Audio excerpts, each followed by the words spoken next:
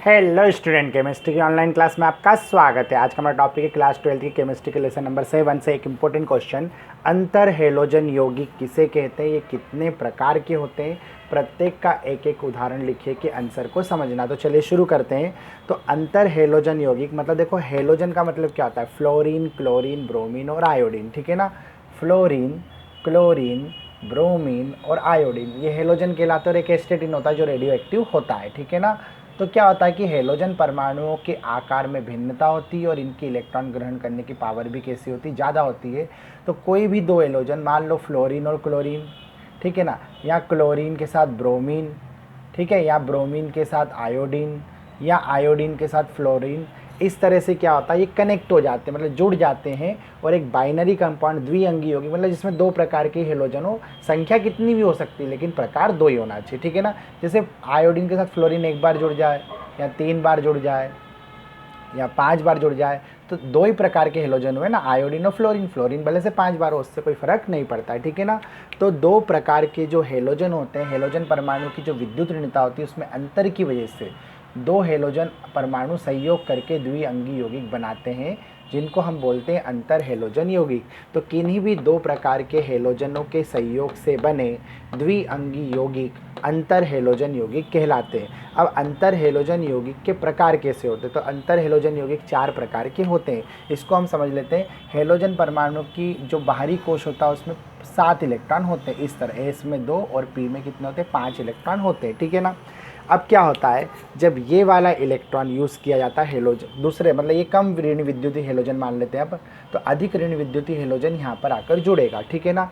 तो एक तो होगा अधिक ऋण विद्युतीय हेलोजन और एक होगा कम ऋण विद्युतीय हेलोजन और एक इससे जुड़ पाएगा अधिक ऋण विद्युतीय हेलोजन, ठीक है। तो इस तरह से एक बार ये होगा और एक बार ये होगा, तो इसे हम बोलेंगे AX प्रकार का अंतर हेलोजन यौगिक, ठीक है ना।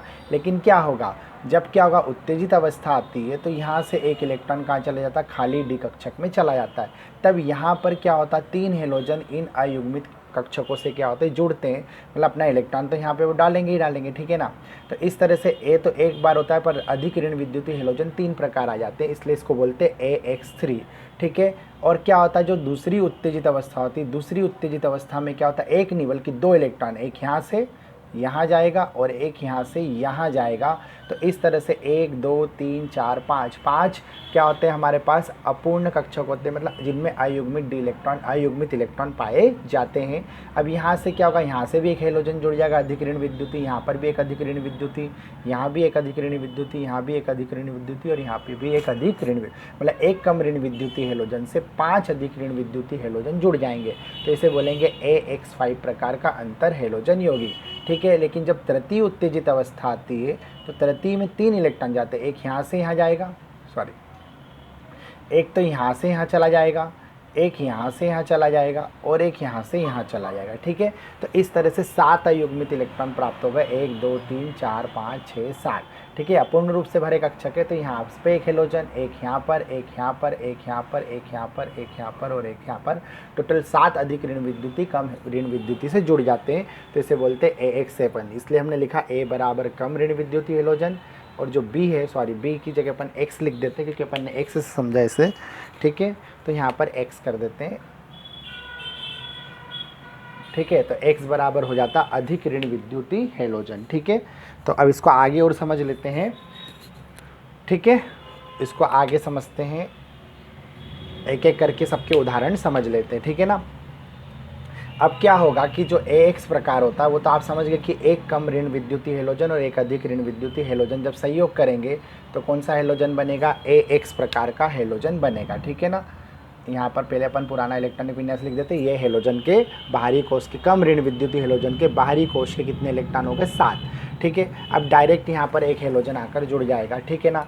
तो यहाँ पे देखिए एक एस का और P के 3 कक्षक यूज़ हुए हैं, इसलिए संकरण होगा sp3, ठीक है। और यहाँ पर हेलोजन अपना बंध बना लेगा किसके साथ में, इसके साथ। ये हेलोजन का अयुग्मित इलेक्ट्रॉन इसके अयुग्मित इलेक्ट्रॉन के साथ क्या करेगा, बॉन्डिंग कर लेगा और इस तरह से क्या होगा, हमें बॉन्ड पेयर 1 मिलेगा जबकि लोन पेयर 3 मिलेंगे। ठीक है, तो ये हमने बॉन्ड पेयर 1 बनाया और लोन पेयर कितने बनाए, 3। इस तरह से इसकी ज्यामिति आ जाती है चतुष्फल की है, लेकिन 3 लोन पेयर के कारण इसकी आकृति विकृत होकर सिर्फ एक सीधी रेखा में आती है। देखो ये वाला जो फ्लोरीन और क्लोरीन का बंद देखो, बस लोन पेयर के बंद मत देखो, फ्लोरीन और क्लोरीन को देखो तो सीधी रेखा में जुड़ते हैं, इसलिए आकृति आती है इसकी रेखी। ठीक है, तो इस तरह से हमने देखा कि ये हो गया एक AX प्रकार का। अब AX3 प्रकार का अंतर हेलोजन यौगिक समझते हैं। तो AX3 में क्या होगा कि दूसरी उत्तेजित अवस्था में पहली उत्तेजित अवस्था में एक इलेक्ट्रॉन यहाँ से कहाँ चला जाएगा, यहाँ चला जाएगा, और इस तरह से यहाँ पे 3 अयुग्मित इलेक्ट्रॉन मिलेंगे, 1, 2 और 3। ठीक है ना, तो इसमें क्या होगा, एक तो होगा कम ऋण विद्युती, लेकिन इससे जुड़ जाएंगे 3 अधिक ऋण विद्युती हेलोजन, और ये अपना लोन पेयर यहाँ देंगे इसको, और इसके साथ में लोन पेयर सॉरी अयुग्मित इलेक्ट्रॉन, और यहाँ पे बंद बना लेंगे। तो इस तरह हम देखें कि यहाँ पर एक S का और P के 3 कक्षक और D का 1 कक्षक से यूज़ हुआ है, इसलिए इसका संकरण है sp3d, और इसकी ज्यामिति जो होना चाहिए। ठीक है, पहले इसको देख लेते हैं। यहाँ पे 3 बंद होंगे और 2 लोन पेयर होंगे। ठीक है ना, तो ये हमने 1, 2, 3 बॉन्ड पेयर बनाए और 2 लोन पेयर बनाए। ठीक है, इस तरह से अगर हम देखें तो इसकी ज्यामिति आ रही त्रिकोणीय, और एक पिरामिड ऊपर और एक पिरामिड नीचे बनेगा, तो इसलिए इसकी ज्यामिति त्रिकोणीय द्विपिरामिड। लेकिन सिर्फ बंधों को देखें, 2 लोन पेयर के वजह से इसकी आकृति विकृत हो जाएगी, और इसको धक्का मार देंगे तो देखो इस फ्लोरीन का स्ट्रक्चर देखो, ये फ्लोरीन से एक फ्लोरीन, एक डंडी और एक, तो ऐसा लग रहा है आड़ा टी बना हुआ है, इसलिए इसकी आकृति कैसी आती, टी आती। ठीक है ना, अब बात करते हैं क्या, हम किसकी बात करते हैं, AX5 प्रकार के अंतर हेलोजन यौगिक की। तो इसमें क्या होता है, दूसरी उत्तेजित अवस्था में एक इलेक्ट्रॉन यहाँ से तो यहाँ आ जाता है, और यहाँ से कहाँ आ जाता है, यहाँ पर आ जाता है। ठीक है ना, इस तरह से यहाँ पर 1, 2, 3, 4, 5 क्या मिलते हैं हमको, तो एक कम ऋण विद्युती हेलोजन जुड़ता है 5 अधिक ऋण विद्युती हेलोजन से। ठीक है ना, और द्विअंगी यौगिक का निर्माण करता है, इसमें देखा आपने। और इस तरह से ये सब अपने अयुग्मित इलेक्ट्रॉन को यहाँ पर डालकर इसके साथ में क्या करेंगे, बॉन्डिंग करेंगे। ठीक है ना, तो इस तरह से हम देखें तो इसमें 1, 2, 3, 4, 5 तो बॉन्ड पेयर होते हैं और एक लोन पेयर होता है। तो हमने यहाँ पे 5 बॉन्ड पेयर बनाया, 1, 2, 3, 4, 5, और एक लोन पेयर ये वाला हमने यहाँ पर बनाया। ठीक है, इस तरह से देखें तो इसका संकरण हो गया एक S का, और P के 3 कक्षक और D के 2 कक्षक यूज़ हुए, तो sp3d2 संकरण हो गया। अब sp3d2 में ज्यामिति होती अष्टफल की, लेकिन इस लोन पेयर के से इसकी आकृति विकृत हो जाती है, और आकृति थी वर्ग समतली, ये देखिए एक वर्ग बना है समतल में। ठीक है ना, तो इस तरह से अब अगला देखते हैं AX7 प्रकार। ठीक है ना, तो AX7 प्रकार, तो पहले तो पुराने ही इलेक्ट्रॉनिक विन्यास लिख देते नॉर्मल वाला। ठीक है ना, तो नॉर्मल वाले में क्या होता है, यहाँ पर हेलोजन में कितने इलेक्ट्रॉन होते हैं, 7 बाहरी कक्षा में 7 इलेक्ट्रॉन। तीसरी उत्तेजित अवस्था में एक इलेक्ट्रॉन यहाँ से यहाँ जाएगा, डी कक्षक में एक इलेक्ट्रॉन यहाँ से यहाँ जाएगा, और एक इलेक्ट्रॉन यहाँ से यहाँ जाएगा। ठीक है ना, और इस तरह से क्या होगा, इसमें जो होंगे एक हेलोजन यहाँ जुड़ जाएगा, एक यहाँ जुड़ जाएगा, एक यहाँ जुड़ जाएगा, एक यहाँ जुड़ जाएगा, एक यहाँ जुड़ जाएगा, एक यहाँ जुड़ जाएगा, एक यहाँ जुड़ जाएगा, मतलब इसमें 7। तो एक कम ऋण विद्युतीय हेलोजन और 7 अधिक ऋण विद्युतीय हेलोजनों का संयोग हो जाएगा, और ये हेलोजन यहाँ पर अपने इलेक्ट्रॉन डालकर बॉन्ड बना लेंगे, और इस तरह से हमें 7 बॉन्ड पेयर इसमें मिलेंगे। इसमें लोन पेयर बिल्कुल भी नहीं है। ठीक है ना, एक कम ऋण विद्युतीय और 7 क्या है, अधिक ऋण विद्युतीय हेलोजन संयोग कर रहे हैं। ठीक है, अब संकरण की बात करें तो एक का S कक्षक, P के 1, 2, 3 कक्षक और D के भी 3 कक्षक इसमें यूज़ हो रहे हैं। तो संकरण इसका आया sp3d, और यहाँ पर अपने को 3 लिखना पड़ेगा। ठीक है ना, यहाँ पर 3 कर दो।